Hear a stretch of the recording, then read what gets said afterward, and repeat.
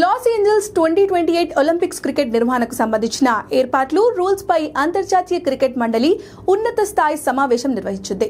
విశ్వ క్రీడల్లో క్రికెట్ కోసం ఐసీసీ వర్కింగ్ గ్రూప్ ను ఏర్పాటు చేయాలని గతంలో నిర్ణయించింది.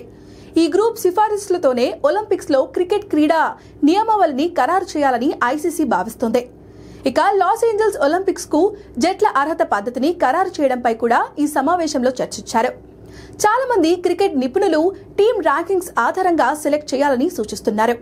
అయితే ఐసీసీ చైర్మన్ జైషా నేతృత్వంలోని ఐసీసీ ఈ విషయాన్ని వర్కింగ్ గ్రూప్ కి వదిలేసింది. కానీ కొందరు క్వాలిఫైయింగ్ టోర్నీలు నిర్వహించాలని ప్రతిపాదించారు. కానీ టైం తక్కువగా ఉండడం, ఇప్పటికే బిజీగా ఉన్న స్కెడ్యూల్ కారణంగా అది కష్టమని భావిస్తున్నారు. ఒకవేళ ర్యాంకింగ్స్ ఆధారంగా ఎంపిక చేయాలని సిఫార్సు చేస్తే ఏ తేదీ నాటికి ర్యాంకింగ్స్ ను పరిగణలోకి తీసుకోవాలో కూడా సూచించాల్సి ఉంటుంది. ఇక లాస్ ఏంజల్స్ ఒలింపిక్స్ లో 6 జట్లకు మాత్రమే అవకాశం ఉంటుంది. ఇందులో ఒలింపిక్స్ హోస్ట్ రూపంలో యుఎస్ఏకి చెందిన పురుషులు, మహిళల జట్లకు నేరుగా ఎంట్రీ ఉంటుంది. కాబట్టి ఇంకో 5 జట్లకు మాత్రమే ఇందులో పాల్గొనే ఛాన్స్ ఉంటుంది. కాబట్టి ఆ జట్లను ఎంపిక చేయడానికి ఐసీసీ ఏ పద్ధతిని అవలంబిస్తుంది అనేది చూడాలి.